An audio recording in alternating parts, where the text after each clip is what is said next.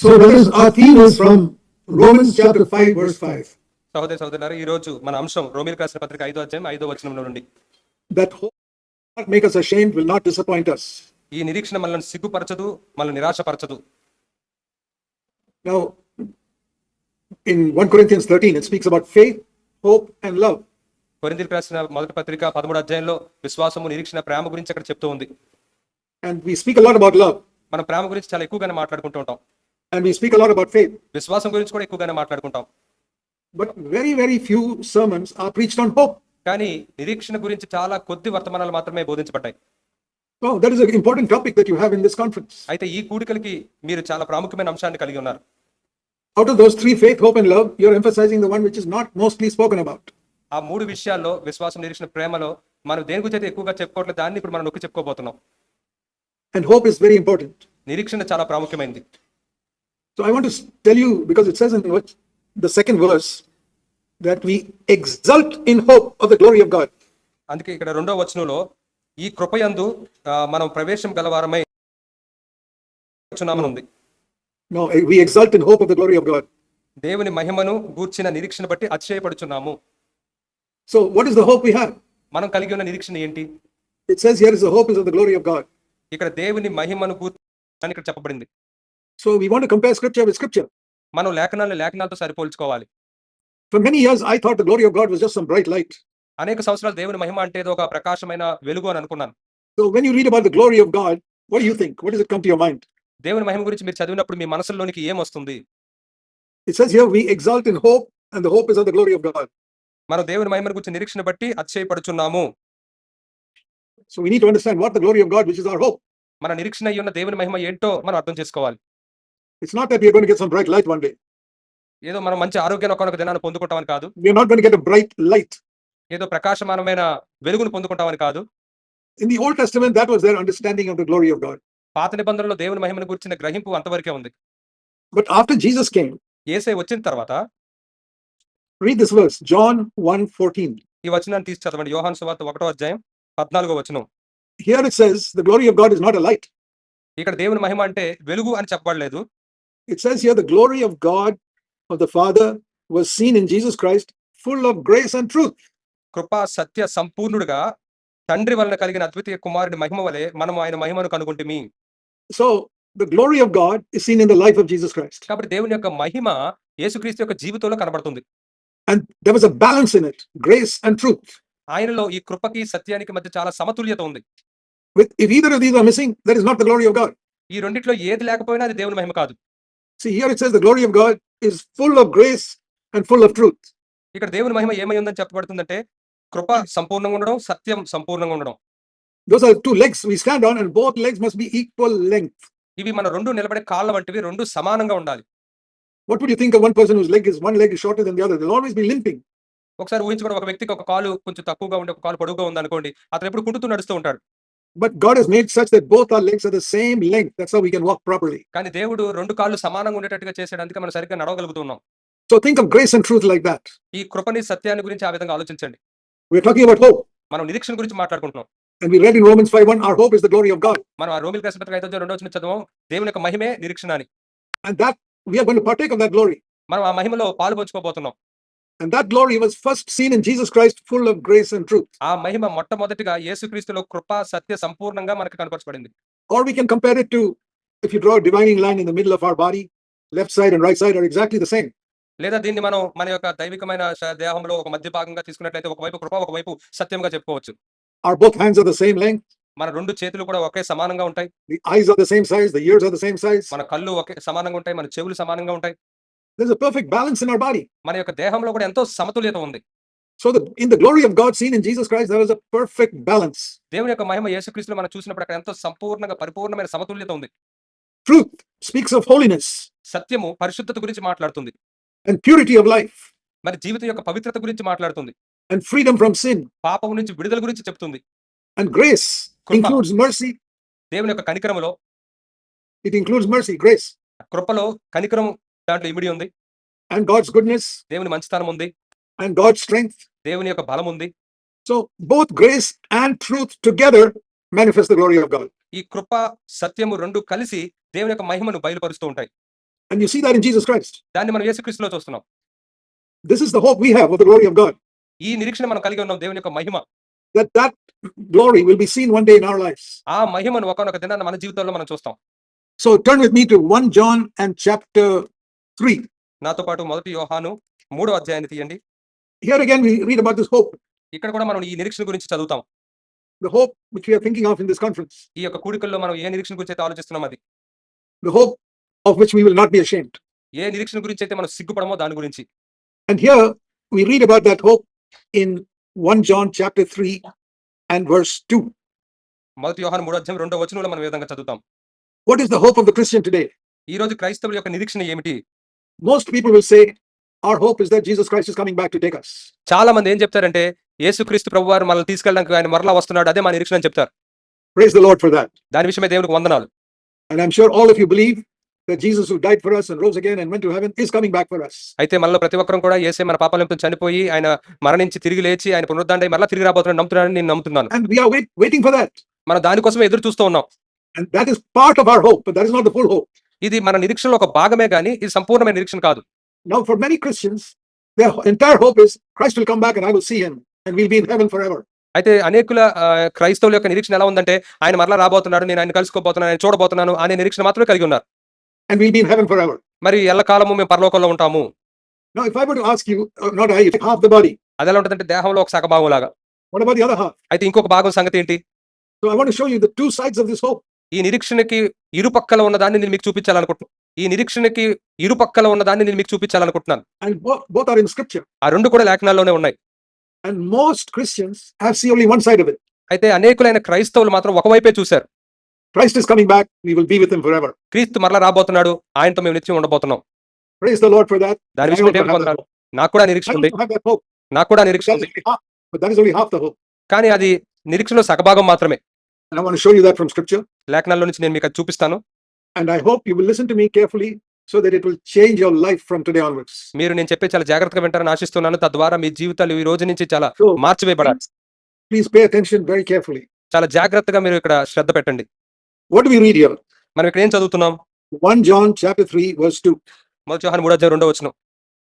Beloved, now we are children of God, but it is not yet appeared as to what we will be. మనం ప్రియులారా ఇప్పుడు మనం దేవుని పిల్లలమై ఉన్నాము, మనం ఇక ఏమవుదుమో అది ఇంకా ప్రత్యక్షపరచబడలేదు. And then he speaks about the hope after that. ఆ తర్వాత ఆయన నిరీక్షణ గురించి చెప్తూ ఉన్నాడు. And read carefully. చాలా జాగ్రత్తగా చదవండి.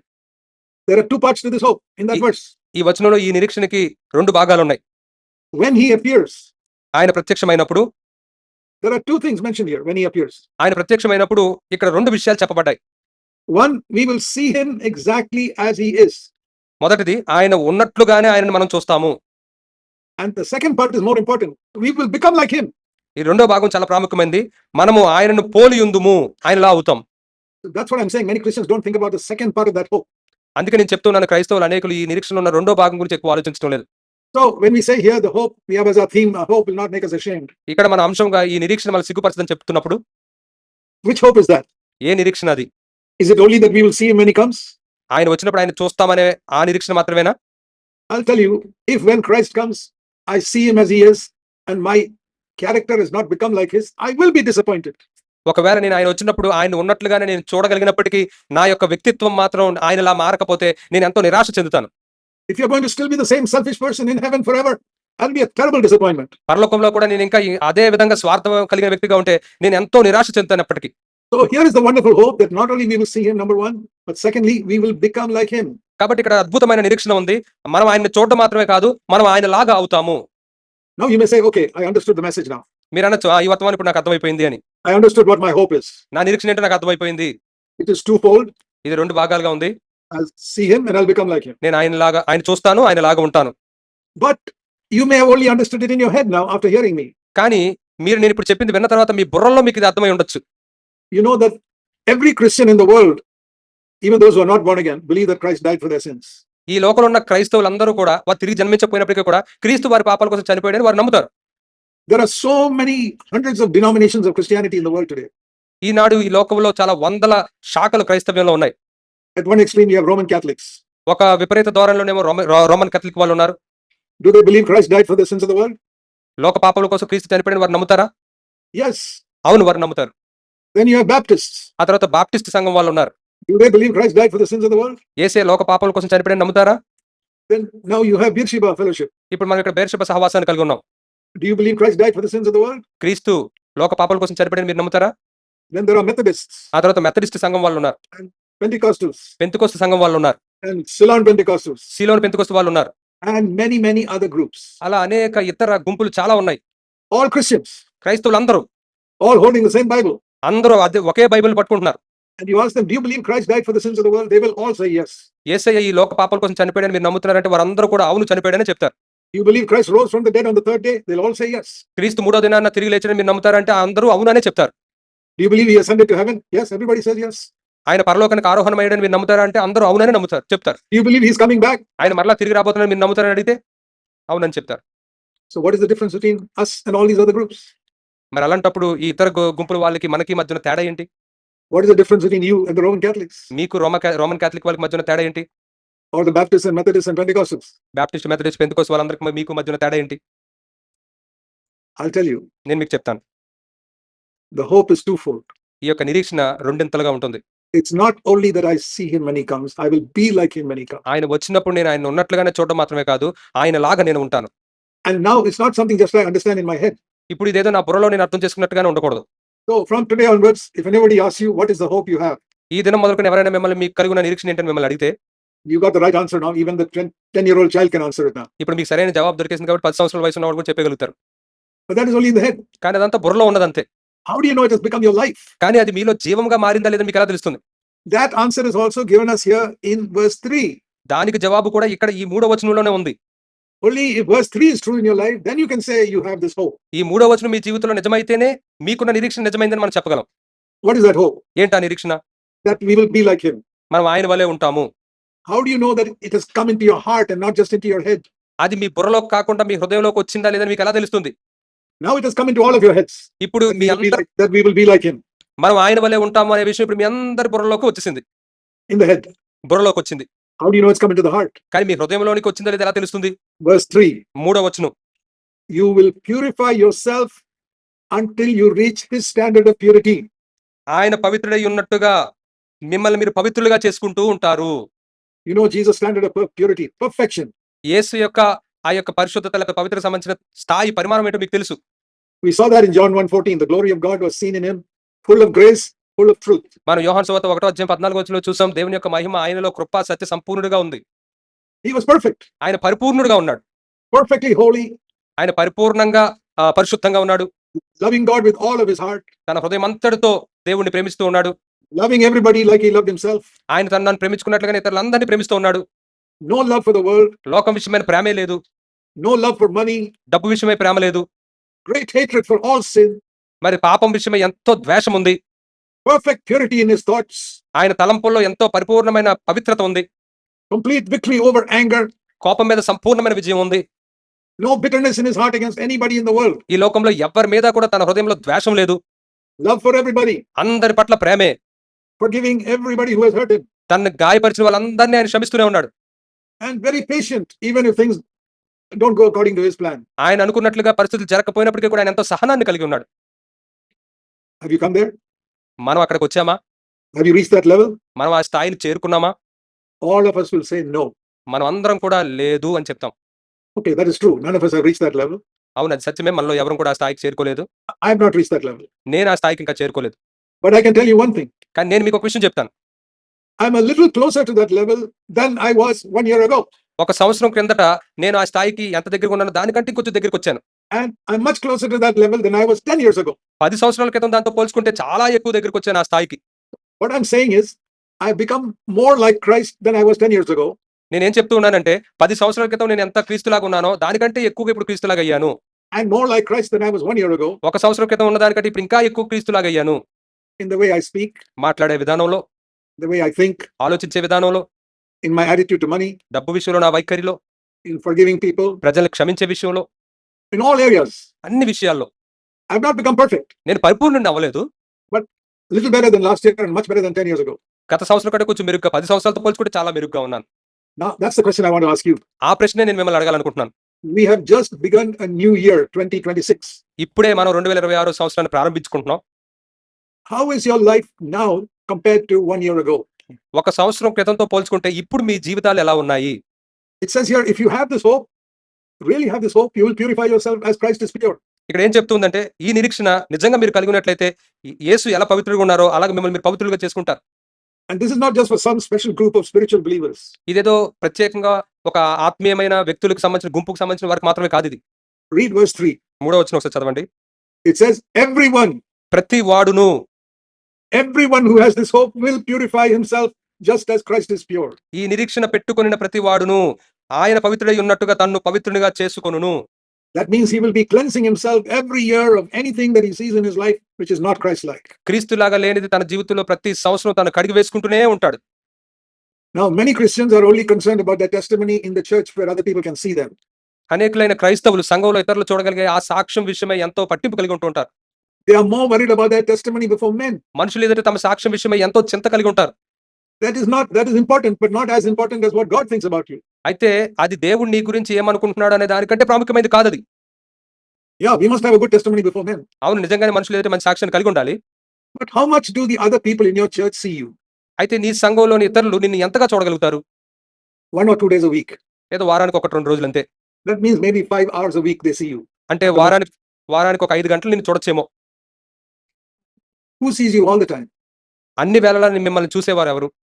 Your wife, నీ భార్య, your husband, నీ భర్త, your children, నీ పిల్లలు, the people who live at home. ఇంట్లో నివసించే వాళ్ళు మీతో పాటు. Their testimony, their opinion about you is much more important than what the elders in the church think about you. మరి సంఘంలోని సంఘ పెద్దలు నీ గురించి ఏమనుకుంటున్నారు అనే దానికంటే కూడా నీ ఇంట్లో ఉన్నవారు నీ గురించి ఏమనుకుంటున్నారు, వారి అభిప్రాయాలు ఏంటనేది చాలా ప్రాముఖ్యమైనది. The elders in the church may see you only once a month or once in 6 months. సంఘంలోని సంఘ పెద్దలు నిన్ను 6 నెలలకు ఒకసారో నెలకు ఒకసారో బహుశా చూడొచ్చేమో. And even the people in the church, maximum they'll see you once a week. లేదా సంఘంలోని విశ్వాసులు బహుశా నేను వారానికి ఒకసారి 5 గంటలు సుమారు చూడొచ్చేమో. But your children, your husband and wife, కానీ నీ పిల్లలు, నీ భర్త, నీ భార్య, they see you every day of the week. కానీ వారంలో ప్రతిరోజు వారు మిమ్మల్ని చూస్తారు. What is their testimony about you? That is more important. మరి నీ విషయమై వారి సాక్ష్యం ఎలా ఉంది అది చాలా ప్రాముఖ్యమైనది. Do they see that you have become more Christ-like in the last 1 year? గత సంవత్సరంలో నువ్వు ఇంకా క్రీస్తులాగా అయ్యావు అనేది వారు చూడగలుగుతున్నారా? Can your husband say నీ భర్త అలా చెప్పగలరా? you have become more like Jesus in the last 1 year? గత ఒక సంవత్సరంలో నువ్వు ఈ క్రీస్తులాగా చాలా ఎక్కువ అయ్యావు అని చెప్పగలరా? Can your wife say that about you? నీ భార్య నీ గురించి అలా చెప్పగలరా? That you have more control over your tongue now than 1 year ago. ఒక సంవత్సరం కిందటి కంటే కూడా ఇప్పుడు నీ నాలుక మీద నీకు చాలా అదుపు ఉంది అని చెప్పగలరా? Okay, 1 year ago you used to lose your temper so quickly. ఒక సంవత్సరం క్రితం నువ్వు చాలా త్వరగా కోప్పడిపోయేవాడివి. And now it happens very rarely. కానీ ఇప్పుడు చాలా అరుదుగా ఎప్పుడో జరుగుతుంది అది. Then it is a good testimony. You haven't become perfect, but you're getting better than 1 year ago. అప్పుడు చాలా మంచి సాక్ష్యం అది. నువ్వేం పరిపూర్ణుడు అవ్వలేదు కానీ ఆ గమ్యం వైపు వెళ్తూ ఉన్నావు.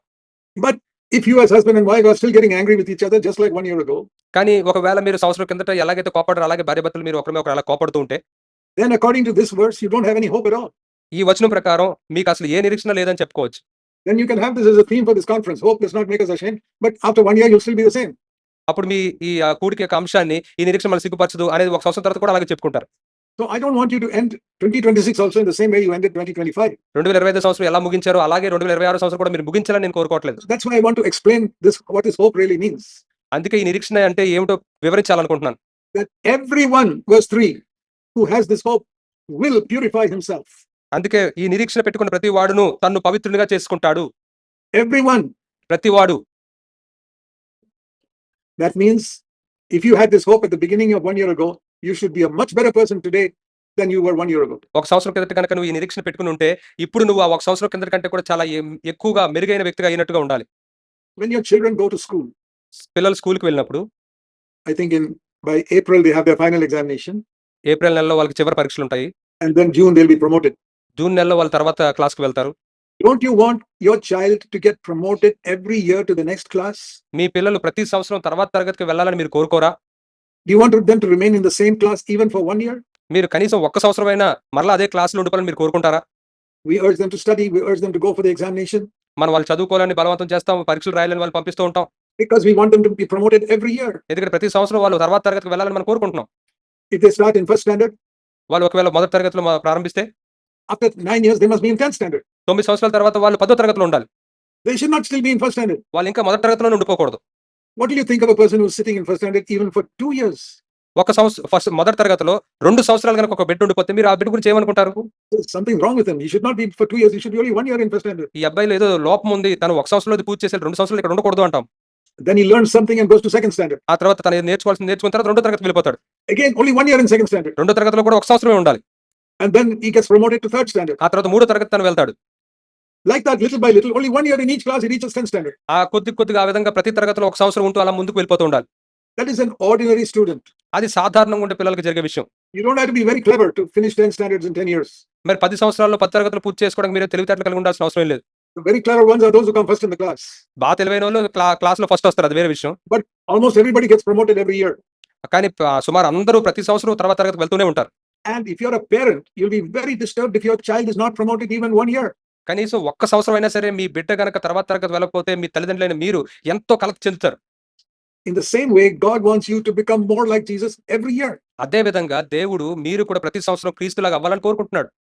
Growing in the Christian life is exactly like growing in one class to another in the school. క్రైస్తవ జీవితంలో ఎదగడం అనేది స్కూల్లో కూడా ఒక తరగతి నుంచి ఇంకో తరగతి ఎదిగినట్లే ఉంటుంది. So if your child stays in the same class even for 1 year, కాబట్టి మీ బిడ్డ గనక ఒకే తరగతిలో ఒక సంవత్సరం కంటే ఎక్కువ ఉండిపోతే that means he spent 2 years in the same class. అంటే దాని అర్థం ఒకే తరగతిలో 2 సంవత్సరాలు గడిపాడు అనుకుందాం. As a father and mother, you may not be angry with your child, but you'll be very disappointed. ఒక తండ్రిగా ఒక తల్లిగా ఆ బిడ్డ మీద మీరు కోప్పడరు కానీ ఎంతో బాధపడతారు. You say, how sad that my child has failed. నా బిడ్డ ఓడిపోయాడు, ఎంత విచారం ఉంటుంది. God is also a father. దేవుడు కూడా తండ్రి. He is disappointed when you as a child have not overcome some bad habit in the last 1 year. గత ఒక సంవత్సరంలో ఒక చెడ్డ అలవాటుని గనక మీరు జయించకపోతే తండ్రిగా ఆయన ఎంతో నిరాశపడతాడు. How do you think your heavenly father is feeling if he sees a husband and wife still quarreling the same way they did 1 year ago? ఒక సంవత్సరం కిందట భార్యాభర్తలు ఎలాగైతే గొడవాడుకున్నారో అలాగే ఇప్పుడు కూడా గొడవాడుకుంటే పరలోకమందున్న తండ్రి ఎలాగా ఆయన భావిస్తాడు? Or same way they did 5 years ago. లేదా 5 సంవత్సరాల క్రితం ఎలా చేశారో అలాగే ఇప్పటికే ఉన్నారనుకోండి. That means whichever church you're sitting in, even if it's Beersheba, God is not happy with you. మీరు ఏ సంఘంలో కూర్చున్నప్పటికీ కూడా అది బెర్షెబా అయినప్పటికీ కూడా దేవుడు మీ విషయమై సంతోషించడు. You can think I belong to Beersheba, which is a good church. మీరు అనుకోవచ్చు బెర్షెబా మంచి సంఘంలో మేము చెందిన వాళ్ళం అనుకోవచ్చు. That's like saying I'm studying in a good school. అది ఎలా ఉంటుందంటే నేను మంచి స్కూల్లో చదువుకుంటున్నాను అన్నట్టు ఉంటుంది. But if you fail and sit in the same class, what is the use glorying that you belong to a good school? కానీ మీరు అదే తరగతిలో కనుక ఫెయిల్ అయిపోతూ ఉంటే Then what is use glorying I belong to a good school? నేను మంచి స్కూల్కి చెందిన వాడిని మీరు గొప్పలు చెప్పుకోవడం ఉపయోగం ఉంది. So it's no use saying I'm not a Roman Catholic, I belong to Beersheba. నేను రోమన్ క్యాథలిక్ చెందిన వాడిని కాదు, నేను బెర్షెబాకు చెందిన వాడిని చెప్పుకుంటే ఉపయోగం లేదు. Are you proud of that? దాని విషయమే మీరు అతిశయిస్తున్నారా? God is not happy with you if you're not progressing year by year. సంవత్సరం తర్వాత సంవత్సరం మీరు గనక అలా ఎదుగుతుండకపోతే దేవుడు మీ విషయమై సంతోషించడు. So think of the areas where you have failed in this year, ఈ సంవత్సరం మీరు ఏ విషయాల్లో ఓడిపోయారో దాని గురించి ఆలోచించండి. in the last 1 year, గడిచిన గత సంవత్సరంలో and say, Lord Jesus, but before the end of this 2026, I must overcome some of these habits at least. ప్రభువైన యేసు ఈ 2026 సంవత్సరం ముగింపులో కొన్ని పాపాలను నేను ఖచ్చితంగా జయించాలి. And there are many sins that we have to overcome, మనం జయించాల్సిన అనేకమైన పాపాలు ఉన్నాయి. particularly in our thought life. ప్రత్యేకంగా మన యొక్క ఆలోచన జీవితంలో Do you have bad, unloving thoughts towards somebody? మీరు ఎవరి పట్లైనా చెడ్డ ప్రేమతో లేని ఆలోచనలు మీరు కలిగి ఉంటున్నారా? That is a very important area. అది చాలా ప్రాముఖ్యమైన విషయం ఇది. It's like mathematics in the class. అది ఎలా ఉంటుందంటే క్లాస్‌లో లెక్కలు చెప్పినట్టుగా ఉంటుంది. Mathematics is one of the most important subjects, ఈ గణిత శాస్త్రం అనేది స్కూల్లో చాలా ప్రాముఖ్యమైన సబ్జెక్ట్ ఇది. and we want our children to do well in that subject. ఆ సబ్జెక్ట్‌లో మన పిల్లలు బాగా రావాలి, బాగా నేర్చుకోవాలని కోరుకుంటాం. History and all are not so important, ఈ చరిత్రకు సంబంధించినవి అన్నీ కూడా చాలా ప్రాముఖ్యమైనవే. but mathematics is most important. కానీ ఈ గణిత శాస్త్రం మాత్రం చాలా ప్రాముఖ్యమైనదని చెప్తాం. Same way our thought life is most important. అదే విధంగా మన ఆలోచన జీవితం కూడా చాలా ప్రాముఖ్యమైనది. How regularly you come to church, how well you sing in the church, that's good, but not so important. మీరు ఎలా సంఘానికి వస్తున్నారు, సంఘంలో ఎలా కూర్చుంటున్నారు, ఇవి ప్రాముఖ్యమైనవి కానీ అంత ఎక్కువ ప్రాముఖ్యమైనవి కాదు. How well you sing in the church is good, but it's not so important. మరి సంఘంలో మీరు ఎలా బాగా పాడుతున్నారా లేదనేది ఇది అంత ప్రాముఖ్యమైనది కాదు. What you think in your mind all the time, that is most important. కానీ అన్ని సమయముల యందు మీ మనసుల్లో మీ ఆలోచనలో ఎలా ఆలోచిస్తున్నారనేది చాలా ప్రాముఖ్యమైనది. Jesus' thought life was always pure. యేసయ్య యొక్క ఆలోచన జీవితం ఎల్లప్పుడూ పవిత్రంగా ఉంది. He did not have any bitterness in his mind against anybody in the world. ఈ లోకంలో ఎవరి విషయంలో కూడా ఆయన ఆలోచనలో ద్వేషాన్ని ఆయన కలిగి లేడు. Let me show you one example. నేను ఒక ఉదాహరణ మీకు చూపిస్తాను. You read in Matthew chapter 12 మత్తయి సువార్త 12వ అధ్యాయంలో that when Jesus cast out a demon in యేసే somebody, యేసే ఒక వ్యక్తి నుంచి దెయ్యాన్ని వెళ్ళగొట్టినప్పుడు a lot of people praised him, saying, "This is definitely the Messiah." అనేకులు ఈయన ఖచ్చితంగా మెస్సయ్యా అని చెప్పి ఆయన్ని పొగిడారు. See Matthew 12, verse 23, 22 and 23. చూడండి మత్తయి సువార్త 12 అధ్యాయం 22, 23 వచనాలు. He cast out the demon from a demon-possessed person. ఆయన దెయ్యం పట్టిన ఒక వ్యక్తిలో నుంచి దెయ్యాన్ని వెళ్ళగొట్టాడు. And all the crowds, verse 23 said, this is the son of David. మరి అక్కడ ఉన్న ప్రజలందరూ కూడా ఏమని చెప్పారంటే ఈయన దావీదు కుమారుడు. But what did the Pharisees say? కానీ పరిసయ్యులు ఏం చెప్పారు? Verse 24. 24 వచనం. They did not say he's not the son of David. They said something worse. They said he's Beelzebul, the ruler of demons. వాళ్ళు ఈయన దావీదు కుమారుడు అని చెప్పలేదు. అంతకన్నా ఘోరమైన ఒక మాట చెప్పారు. ఈయన దెయ్యములకు అధిపతి అయిన బెయల్జెబూల్ అని చెప్పారు. Can you imagine a greater sin than calling Jesus the devil? ఒకసారి ఊహించుకోండి, ఒక గొప్ప పరిశుద్ధులైన వాడిని దయ్యం పట్టిన వాడని పిలుస్తున్నాం. అసలు ఊహించుకోగలమా? To call Jesus the ruler of demons, which is the devil. యేసయ్యని దెయ్యములకు అధిపతి అయిన బెయల్జెబూల్ అని పిలవడం ఊహించుకోగలమా? That's a terrible sin. ఇదంతా ఘోరమైన పాపం. God should have punished them straight away with death. దేవుడు నేరుగా వారిని మరణం చేత శిక్షించి ఉండాల్సింది. But what did Jesus do? కానీ యేసయ్య ఏం చేశాడు? Read verse 32. 32 32. వచనం ఒకసారి చూడండి. Whoever speaks a word against the Son of Man, it will be forgiven him. మనిషి కుమారునికి విరోధంగా మాట్లాడడానికి పాప క్షమాపణ కలదు. So what did they get? Not punishment. They got forgiveness. కాబట్టి వారు ఏం పొందుకున్నారు? శిక్ష కాదు, వారు క్షమాపణ పొందుకున్నారు. Let me ask you, what will you say if somebody calls you the devil? నేను మిమ్మల్ని అడుగుతాను, మిమ్మల్ని ఒకవేళ ఎవరైనా దయ్యం అని పిలిచారనుకో మీరు ఏం చేస్తారు? If they call you Beelzebul, you are the ruler of demons. మిమ్మల్ని ఒకవేళ మీరు బెయల్జెబూలు దయ్యములకు అధిపతి అని పిలిచారనుకోండి ఏం చేస్తారు? Will you get angry with him? అతని మీద మీరు కోపడతారా? Or will you say like Jesus, okay, you're forgiven? లేదా యేసయ్యలాగా మీరు చెప్తారా, నేను నిన్ను క్షమించాను? Ask yourself, have you forgiven everybody who has hurt you? ఒకసారి మిమ్మల్ని మీరు ఈ ప్రశ్న వేసుకోండి, మిమ్మల్ని గాయపరిచిన వాళ్ళందరినీ మీరు క్షమించారా లేదా? Very, very few of you may have heard somebody calling you the devil. మీలో చాలా కొద్ది మంది మిమ్మల్ని దయ్యం అని పిలవడం వినుంటారేమో. Most of us, nobody calls us the devil. మరి చాలా మంది మనల్ని ఏమి దయ్యం అని పిలవరు, But they call us by other names. వేరే పేర్లు పెట్టి పిలుస్తారు. Maybe your mother-in-law was upset with you and called you by some bad name. ఒకవేళ మీ అత్త నీ విషయమై బాధపడి ఏదో వేరే చెడ్డ పేరు పెట్టి పిలిచింది అనుకుందాం. You have kept that in mind against her all these years. ఈ సంవత్సరాలన్నీ కూడా ఆమె మీద నువ్వు చేదైన ద్వేషంతో కూడిన ఆలోచనలు కలిగి ఉన్నావు అనుకో. Or your father-in-law abused you లేదా మీ మామగారు నిన్ను దూషించారు అనుకుందాం, and you have not forgiven him. ఆయన నువ్వు క్షమించలేదు. Or somebody in the office spoke rudely to you. లేదా నువ్వు పనిచేసే చోట నీ గురించి చాలా చెడుగా ఎవరో మాట్లాడారు అనుకోండి. Or some other relative or neighbor spoke something evil against you. బంధువో లేకపోతే నీ పొరుగు వాళ్ళో నీ గురించి చెడుగా ఏదో మాట్లాడారు, And you have not forgiven him. నువ్వు ఇంకా వారిని క్షమించలేదు. Can you say that you are purifying yourself like Jesus is pure? యేసయ్య ఎలా పవిత్రుడో అలాగే నేను పవిత్రునిగా చేసుకుంటున్నానని మీరు చెప్పగలరా? What did we read in 1 John 3:3? మన 1 యోహాను 3:3 ఏం చదువుతున్నాం? Everyone who has this hope will purify himself as Jesus is pure. ఈ నిరీక్షణ పెట్టుకున్న ప్రతి వాడును యేసయ్య పవిత్రుడై ఉన్నట్లుగా తను పవిత్రునిగా చేసుకుంటాడు. So we don't want this to be just a verse written on the board there. Hope does not make us ashamed. ఈ మాటలు ఏదో ఇక్కడ బోర్డు మీద రాయబడిన ఈ మాటల్లాగా అక్కడే ఉండిపోకూడదు అవి. And you forget about it after the conference is over. ఈ కూడికలు అయిపోయిన తర్వాత మళ్ళీ దాని గురించి మర్చిపోయినట్లుగా ఉండకూడదు. That is a useless conference then. అప్పుడు ఆ యొక్క కూడిక ఉపయోగం లేని కూడిక.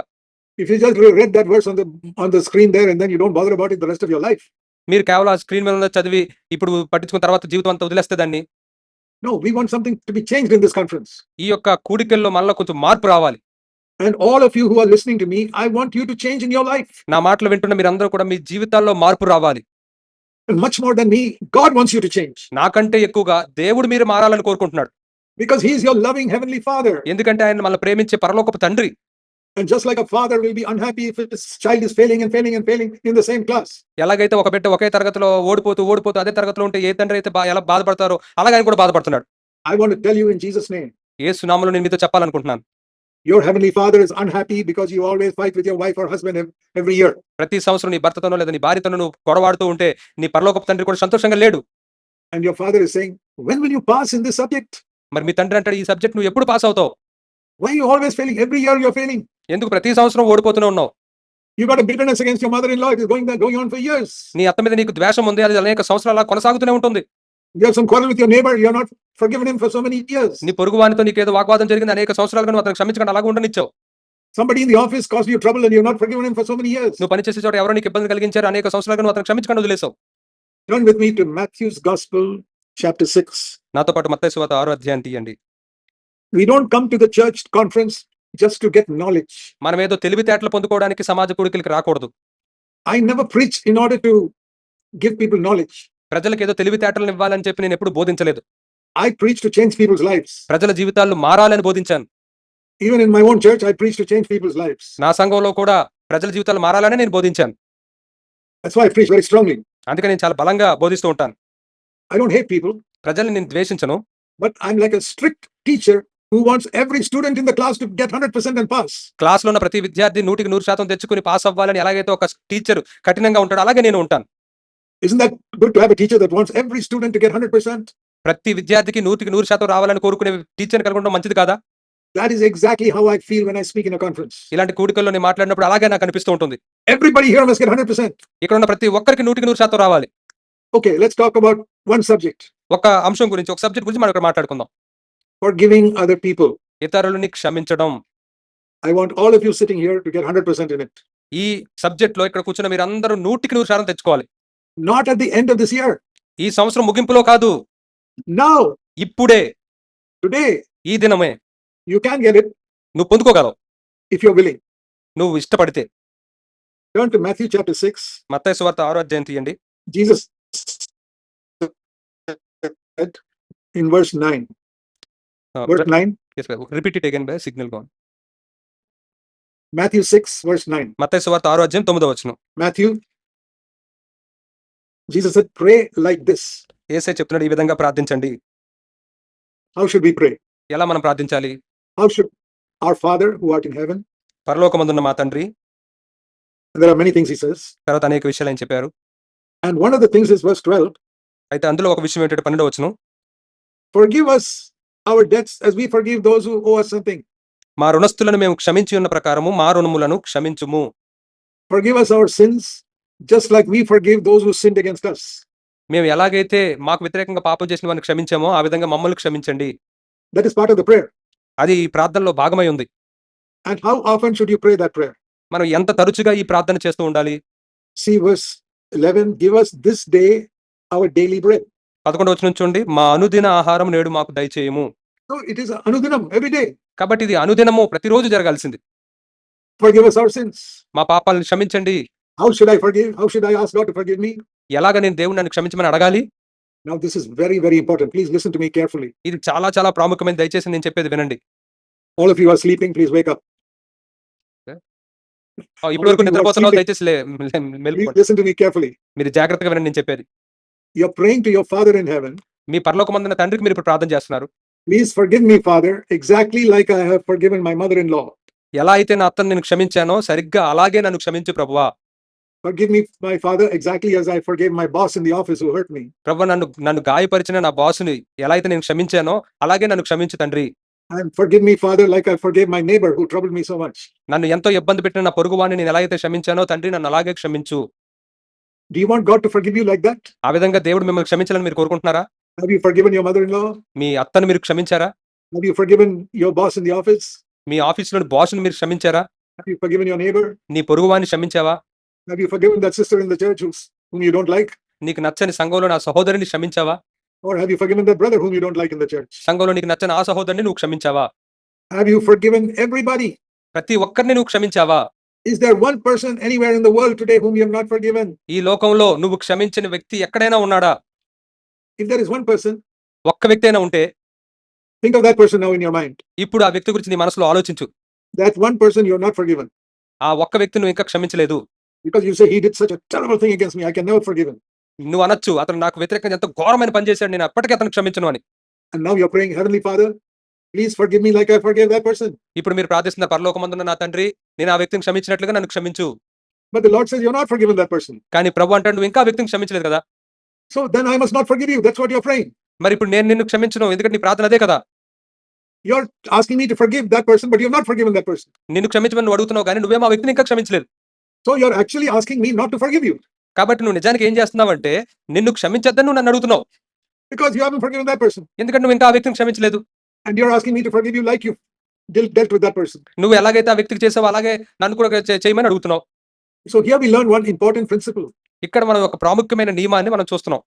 God will treat you in the same way that you treat that other person. నువ్వు వేరే వ్యక్తిని ఎలాగైతే చూస్తావో అదే విధంగా నిన్ను దేవుడు చూస్తాడు. That is the meaning of verse 12. అదే 12వ వచనం యొక్క అర్థం. Forgive us in exactly the same way as I have forgiven all these other people. ఇతరులందరినీ నేను ఎలాగైతే క్షమించానో అదే విధంగా నన్ను కూడా క్షమించు తండ్రి. Because we want to purify ourselves as Christ is pure. ఎందుకంటే క్రీస్తు ఎలా పవిత్రుడిగా ఉన్నాడో అలాగే మమ్మల్ని మేము పవిత్రులుగా చేసుకోవాలనుకుంటున్నాం. Okay, let us turn back to 1 John chapter 3. మనం మరలా 1 యోహాను 3 అధ్యాయాన్ని తీద్దాం. What is our subject in this conference? ఈ యొక్క కూడికలో మన యొక్క అంశం ఏంటి? Our subject is hope will not make us ashamed. ఈ నిరీక్షణ మనల్ని సిగ్గుపరచదు. And what is that hope? You understood it now? ఆ నిరీక్షణ ఏంటో ఇప్పుడు మీరు అర్థం చేసుకున్నారు. To become like Jesus Christ. యేసయ్యలాగా అవ్వడం. When he comes, we will see him and we'll become like him. ఆయన వచ్చినప్పుడు ఆయన మనం చూడగలుగుతాం, ఆయన లాగా ఉంటాం. And how do you know whether this is a dead hope or a living hope in you? మనం కలిగి ఉన్న ఈ నిరీక్షణ మరి మృతమైన నిరీక్షణ లేకపోతే జీవం కలిగిన నిరీక్షణ ఎలా తెలుస్తుంది? If it's a dead hope, it will only be in your mind. ఒకవేళ అది మృతమైన నిరీక్షణ అంటే నీ బుర్రలో మాత్రమే ఉంటుంది. And you can preach about it. దాని గురించి నువ్వు బోధించొచ్చు కూడా. If it's a living hope, it will change your life. You'll live like that. కానీ అది ఒకవేళ సజీవమైన నిరీక్షణగా ఉంటే అది నీ జీవితాన్ని మార్చివేస్తూ ఉంటుంది. So 1 John chapter 3. కాబట్టి 1 యోహాను 3 అధ్యాయం. I want to tell you something which is very, very dangerous. చాలా చాలా ప్రమాదకరమైన అపాయాన్ని ఒకటి మీకు ఇక్కడ చెప్పాలనుకుంటున్నాను. You can be afraid as you read it. మీరు చదువుతుండగానే మీరు దాన్ని విషయమై భయపడతారు. You know, people say when Jesus comes, there'll be two types of people, believers, unbelievers. ప్రజలు అంటూ ఉంటారు యేసయ్య వచ్చినప్పుడు 2 రకాల గుంపుల వాళ్ళు ఉంటారు, విశ్వాసులు, అవిశ్వాసులు. And the believers will be taken up and the unbelievers will be left behind. విశ్వాసులు పైకి తీసుకోబడతారు, అవిశ్వాసులు విడిచిపెట్టబడతారు. Okay, that is true. సరే, అది సత్యమే. But I want to tell you one more thing which you probably never heard in your life. మరి మీ జీవితంలో ఇది ఎన్నడూ వినుండకపోవచ్చు. అటువంటి విషయం ఒకటి మీకు చెప్పాలనుకుంటున్నాను. That among the believers, there are two groups of people. విశ్వాసుల్లో కూడా 2 రకాల గుంపుల వాళ్ళు ఉంటారు. Have you ever heard that? ఎప్పుడైనా దీని గురించి మీరు విన్నారా? One group of believers are ready for his coming. One group of believers are not ready for his coming. ఒక గుంపు విశ్వాసులేమో ఆయన యొక్క రాక కోసం సిద్ధంగా ఉంటారు, ఇంకో గుంపు విశ్వాసులేమో ఆయన రాక కోసం సిద్ధంగా ఉంటారు. I'm not talking about unbelievers now. నేను ఇప్పుడు అవిశ్వాసుల గురించి ఏం మాట్లాడట్లేదు. That is another group altogether. అది పూర్తిగా వేరే గుంపు. అది Believers. విశ్వాసుల గురించి. There are two groups. విశ్వాసుల్లో 2 గుంపులు ఉన్నారు. You say, Brother Zach, how do you say that? సోదర్ జాక్ గారు మీరు ఇది ఎలా చెప్పగలరు? Read 1 John chapter 2 verse 28. చూడండి 1 యోహాను 2వ అధ్యాయం 28వ వచనం చూడండి. Read that in your Bible and never forget it. మీ బైబిల్లో మీరు చదివి దాన్ని ఎన్నడూ మర్చిపోవద్దు. First of all, who is he speaking to? Verse 28. మొదటగా ఆయన ఎవరితో చెప్తూ ఉన్నాడు 28వ వచనంలో? He's not talking to everybody, he's talking to little children. ఆయన అందరితో ఈ విషయం చెప్పట్లేదు, చిన్న పిల్లలారా అని చెప్తూ ఉన్నాడు. See verse 1. 1వ వచనం చూడండి. 2వ అధ్యాయం 1వ వచనం. Who is the little children? ఎవరు ఈ చిన్న పిల్లలు? Little children, we have an advocate with the Father, Jesus Christ the righteous. నా చిన్న పిల్లలారా, మరి తండ్రి యొద్ద మన యేసుక్రీస్తు అనే ఉత్తరవాదిని మనం కలిగి ఉన్నాము. These are the little children. Jesus Christ is their advocate in heaven. ఎవరైతే యేసుక్రీస్తుని పరలోకంలో తమ ఉత్తరవాదిగా కలిగి ఉంటారో వారు చిన్న పిల్లలు. They are believers. వారు విశ్వాసులు. So to these believers he's writing in verse 28. ఈ విశ్వాసులకు ఆయన 28వ వచనంలో ఏమని రాస్తున్నాడంటే, Little children, verse 28, you must abide in Christ. చిన్న పిల్లలారా, మీరు క్రీస్తునందు నిలిచి ఉండాలి. Because when he comes again, when he appears, ఎందుకంటే ఆయన మరలా ప్రత్యక్షమైనప్పుడు there'll be two groups of believers. అక్కడ 2 గుంపుల విశ్వాసులు ఉంటారు.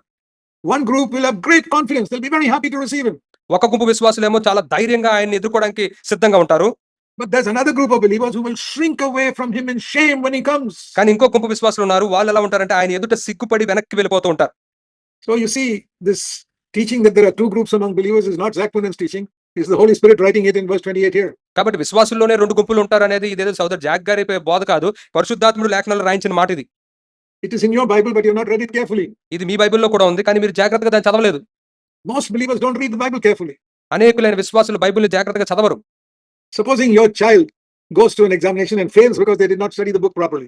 ఒకవేళ మీ బిడ్డ పరీక్షకు వెళ్ళి ఆ పుస్తకాన్ని తను సరిగ్గా చదవకపోవడం వల్ల పరీక్షలో ఓటమి పాలైతే, What will you tell that child? Next year don't fail, at least read the book properly. ఆ బిడ్డతో మీరు ఏం చెప్తారు? వచ్చే సంవత్సరం నువ్వు ఫెయిల్ అవ్వద్దు, ఆ బుక్ ని చాలా జాగ్రత్తగా చదవని చెప్తారు. So I'm telling you the same thing, read the Bible carefully. అదే విధంగా నేను చెప్తున్నాను, బైబిల్ని చాలా జాగ్రత్తగా చదవండి. All of you sitting here, most of you are all born again. మీలో ఇక్కడ కూర్చున్న వాళ్ళు అనేకులు చాలా తిరిగి జన్మించిన వాళ్ళే. But I want to say to you, among those sitting here, there are two groups of people. ఇక్కడ కూర్చున్న వారిలో కూడా 2 గుంపుల వారు ఉంటారని చెప్పాలనుకుంటున్నాను. One group will, like it says here, will be very bold when Christ comes again. అయితే ఒక గుంపు వాళ్ళు ఎలా ఉంటారంటే యేసయ్య తిరిగి వచ్చినప్పుడు చాలా ధైర్యంగా ఉంటారు. But another group will shrink away in shame. కానీ ఇంకొక గుంపు వారు మాత్రం సిగ్గుతో వెనక్కి వెళ్ళిపోతూ ఉంటారు. Why? ఎందుకని? Because they have not forgiven somebody. ఎందుకంటే వారు ఎవరినో ఇంకా క్షమించలేదు. Because they borrowed some money and did not return it. ఎందుకంటే ఎవరి దగ్గర నుంచి డబ్బులు తీసుకున్నారు ఇంకా తిరిగి ఇచ్చేయలేదు. Because they did something wrong to somebody and did not ask forgiveness from that person. ఎవరికో వారు చెడు చేశారు, ఆ వ్యక్తి దగ్గర నుంచి ఇంకా క్షమాపణ అడగలేదు. Because they cheated somebody and did not give back that money. వారు ఎవరినో డబ్బు విషయంలో మోసం చేశారు, తిరిగి వాళ్ళకి ఇచ్చేయలేదు. It could be anything like this. ఇటువంటి విధంగా ఏదైనా అయి ఉండొచ్చు. They kept on saying, oh, Jesus will forgive me, his blood was shed for my sin. యేసయ్య నన్ను క్షమిస్తాడు, యేసయ్య నన్ను క్షమిస్తాడు, ఆయన రక్తం నన్ను కడిగేస్తున్నాడు చెప్పుకుంటూ ఉండొచ్చు. Supposing your child is learning to walk when it's 1 year old, ఉదాహరణకి మీ బిడ్డ 1 సంవత్సరం వయసు వచ్చినప్పుడు నడవడం నేర్చుకుంటున్నాడు అనుకోండి. but it is falling. కానీ పడిపోతూ ఉన్నాడు. 2 years old is falling. 2 సంవత్సరాలు వచ్చినా పడిపోతూ ఉన్నాడు. 10 years old is falling. 10 సంవత్సరాల వయసు వచ్చినా సరే పడిపోతూ ఉన్నాడు. Even if it is 2 years old, you should say they should be walking by the time it's 2 years old. 2 సంవత్సరాలు వచ్చేసరికి ఈ సమయానికే నడిచేయాలి కదా ఈ బిడ్డ అని అనుకుంటాం మనం. That's what God also says. దేవుడు కూడా అలాగే అంటాడు. You've been a believer for 10 years and you're still falling in the same area. 10 సంవత్సరాలు విశ్వాసగుండి కూడా నువ్వు అదే విషయంలో మరలా పడిపోతూ ఉన్నావా? You're still lusting after women in your mind. నీ మనసులో ఇంకా స్త్రీలను చూసి మోహిస్తున్నావా? You're still looking at dirty pictures in your phone. ఇంకా నీ ఫోన్‌లో ఆ బూతు చిత్రాలే చూస్తూ ఉన్నావా? And you're still shouting at your husband and wife at home. ఇంకా ఇంట్లో నువ్వు భార్య లేదా భర్త మీద కోపడుతూనే ఉన్నారా? But you satisfy yourself, I belong to Beersheba. నేను బెర్షెబాకు చెందినవాడిని నేను తృప్తిపరచుకోవడంలో ఉపయోగం ఏముంది? God is not going to ask you in the final day whether you belong to Beersheba or not. చివరి దినాన దేవుడు నువ్వు బెర్షెబాకు చెందినవాడువా కాదా అని ఆయన అడగడు. He's asking you, did you try to follow Jesus? యేసయ్యని వెంబడించడానికి నువ్వు ప్రయత్నించావా లేదా అని అడుగుతాడు. So dear brothers and sisters, కాబట్టి ప్రియ సహోదరి సహోదరులారా, if I have spoken strongly to you, it is because I love you. ఒకవేళ నేను మీతో చాలా కఠినంగా మాట్లాడితే మిమ్మల్ని ప్రేమిస్తున్నాను కనుకే మాట్లాడాను. It's like a surgeon who takes a knife to do a surgery to remove a cancer from the body. అది ఎలా ఉంటుందంటే ఒక శస్త్రచికిత్స చేసే వైద్యుడు ఎలాగైతే లోపల ఉన్న క్యాన్సర్ తీయడానికి కోస్తాడో అలాగే. There's a difference between the knife of a murderer and the knife of a surgeon. ఒక హంతకుడి దగ్గర ఉన్న కత్తికి శస్త్రచికిత్స చేసే వైద్యుడి దగ్గర ఉన్న కత్తికి మధ్య తేడా ఉంది.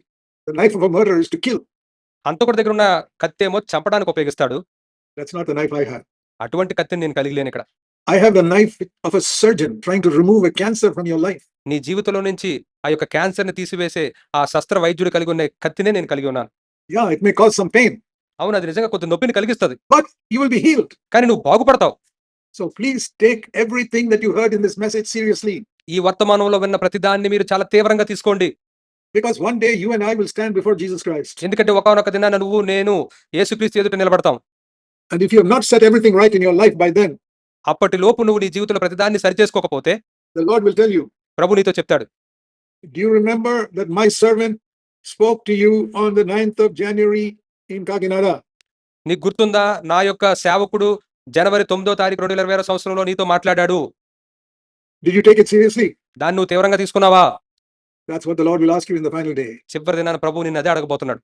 I hope all of you will take seriously what you heard today. ఈ దినం మీరు ఏదైతే విన్నారో మీలో అందరూ దీన్ని తీవ్రంగా తీసుకుంటారని నేను ఆశపడుతున్నాను. Then you can say what is written on that screen. Hope will not make us ashamed. అప్పుడు మీరు ఈ తెర మీద రాసి ఉన్న దాన్ని మీరు చెప్పగలుగుతారు. ఈ నిరీక్షణ నన్ను సిగ్గుపరచదు. Let us pray. ప్రార్థన చేసుకుందాం. While our heads are bowed in prayer, ప్రార్థనలో మన తలలు వంచి ఉండగా I want to ask you something, to do something now. ఇప్పుడు మీరు ఒక పని చేయాలని నేను కోరుకుంటున్నాను. Quietly in your mind, నెమ్మదిగా మీ మనస్సుల్లో think of somebody you have not forgiven. ఎవరినైతే మీరు క్షమించలేదో వారి గురించి ఆలోచించండి. Can you think now? Somebody's name you have not forgiven for what they did to you? నీకు ఏదో చేసిన దాన్ని బట్టి ఒక వ్యక్తిని ఎవరైనా నువ్వు క్షమించిన వాళ్ళనే వాళ్ళు నీ మనసుకు వస్తున్నారా? Even if you're a young boy or girl, నువ్వు ఒక యవనస్తుడైన అబ్బాయి అమ్మాయి అయి ఉండొచ్చు కూడా. say, Lord Jesus, చెప్పండి, ప్రభువైన యేసు, I'm sorry I have not forgiven this person for so many years. అనేక సంవత్సరాలు ఈ వ్యక్తిని నేను క్షమించలేదు. But I'm forgiving that person right now in your presence. కానీ ఇప్పుడు నీ సన్నిధిలో ఆ వ్యక్తిని నేను క్షమిస్తున్నాను. And Lord, there is another person also. ప్రభువా, ఇదిగో ఇంకొక వ్యక్తి కూడా గుర్తొస్తున్నాడు. In your presence, I forgive him right now. నీ సన్నిధిలో ఇప్పుడే ఆ వ్యక్తిని నేను క్షమిస్తున్నాను. And Lord, I'm sorry for the way I spoke to my wife. ప్రభువా, నా భార్యతో నేను మాట్లాడిన విధానం బట్టి నన్ను క్షమించు ప్రభువా. I'm sorry for the way I spoke to my husband. నా భర్తతో నేను మాట్లాడిన విధానం బట్టి నన్ను క్షమించు ప్రభువా. Please help me to overcome my anger. నా కోపాన్ని జయించడానికి నాకు సహాయం చేయండి. Please fill me with the Holy Spirit. పరిశుద్ధాత్మతో నన్ను నింపండి. Give me the power of the Holy Spirit to love everybody. అందరినీ ప్రేమించినట్లుగా పరిశుద్ధాత్మ యొక్క శక్తిని నాకు ఇవ్వండి. I don't have it. Give it to me, Lord. నాకు లేదు ప్రభువా, నాకు ఇవ్వి.